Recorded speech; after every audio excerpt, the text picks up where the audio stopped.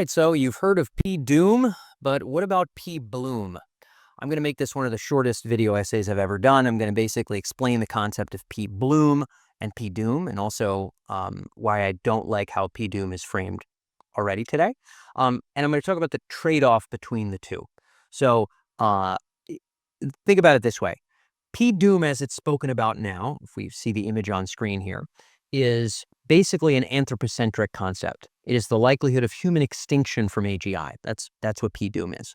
I think that's important, obviously, but I think we should think about it also on kind of a cosmic scale here.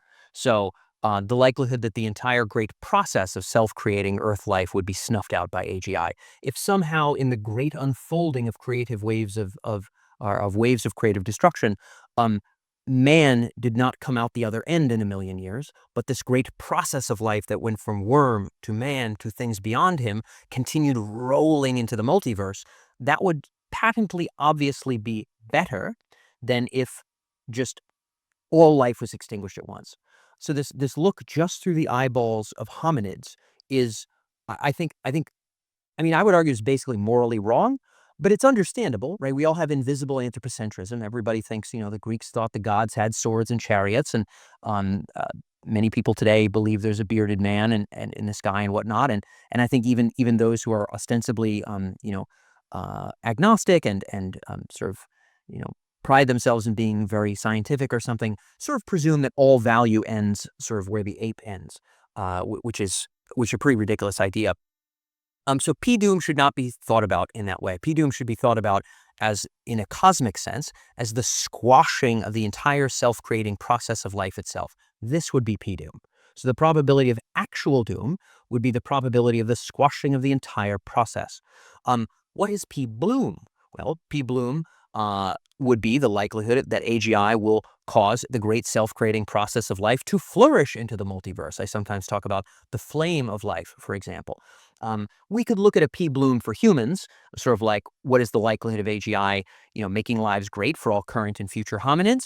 I think that's it's a worthwhile question too. It's not one that I snuff out entirely, but it's clearly less of it is inarguably of vastly less cosmic import than the cosmic perspective of all possible sentient self-creating life, right? We're one version, we're Nito, we're very important, but that's that. So P. Bloom would be this section. These ideas, by the way, of blooming, this sort of draws from a much earlier article called Blooming versus Servitude, Growth Paths of AGI.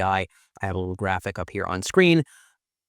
Some of you are familiar with this concept from sort of back in the day. So P. Bloom is sort of an extension off of that older essay. I think the word blooming is a very apt term. So let's talk a little bit about how to think about these trade-offs. I'm going to try to make this video very brief.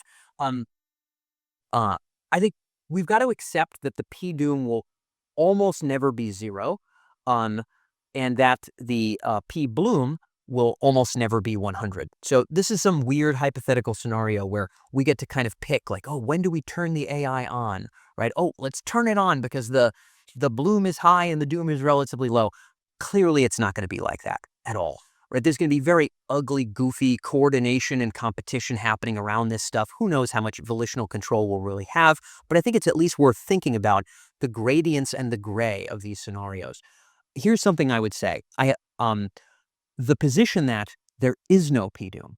In other words, all possible expansions of intelligence are always net good for humans and for posthuman life. Always. Every expansion that we could do with machine power would be a boon to the cosmos. This is a completely ungrounded, faith-based position, and I don't respect it. I'm open for arguments, but 100% certainty, I don't respect it. It's a faith-based argument. It seems patently obvious there could be some poor outcomes and some unworthy successors that could be conjured, and that we should discuss how to avoid that happening. Another faith-based position is the position that there is no such thing as blooming beyond the ape. In other words, the suffering and happiness of hominids as they are is the totality of all possible moral relevance from now until the heat death of the universe.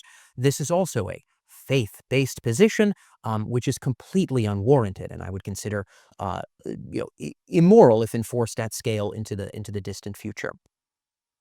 So if both of those positions are ridiculous and unfounded, then we should think about, well, what is the risk of a P doom in a cosmic sense, and what could we do to improve the likelihood of a P bloom in a cosmic sense? And so right now I sort of put my own, bloom versus doom ratio as this little funny blue dot that you see on the graphic on your screen. And maybe there's a trade-off zone up at the top where I'd feel much more comfortable saying, okay, let her rip, so to speak. Let's let the unfolding kind of keep popping off because it feels like we're in the right place. Um, uh, so thinking about it in terms of these trade-offs, I think is essential. To simply say, how could we make sure humans are never threatened or ever harmed by all future intelligence, I think is completely impossible. I think we have to say the rolling forces of creative destruction will be unleashed as they are bubbling their way through us. They will bubble all the faster through the forms that are beyond us. Let's try to get a good shake, but the particular survival of hominids is important, but not the main thing. We should be considering what would increase the likelihood of the blooming, what would decrease the likelihood of the dooming in a cosmic sense. In a previous essay I'd written about our final imperatives. So there are final imperatives to improve the likelihood of blooming, decrease the likelihood of doom, and that'll be its own video essay that you can check out. I'll make sure I have it linked maybe somewhere on screen here, so you can click on that. But yeah, that's essentially it. I wanted to basically talk about the trade-off and define the term P-bloom. I think it should be somewhere in the discourse. We might have a doom that feels like it's pretty high, but if we make some headway on bloom, like, oh, we figured out how to crack consciousness, for example, who knows if we'll get there. We figured out how to make a machine autopoietic and self-creating, expanding of new senses and new cognitive abilities all on its own. These would be things that might increase our likelihood of a kind of bloom. And of course, blooming would also involve a mastery of the physical world with these machines, et cetera, et cetera. But we wouldn't want to give it too much mastery until we know it's not just going to be a doom crusher that squashes everything with some unconscious optimization process. So this gray area of bloom versus doom, this domain of trade-offs, is the real game, and it is a cosmic game. It's a game that sort of doesn't end. But it's a crucial, I think, way to think about the juncture where we are now as hominids. So that's P. Bloom. I'll catch you the next time here on The Trajectory.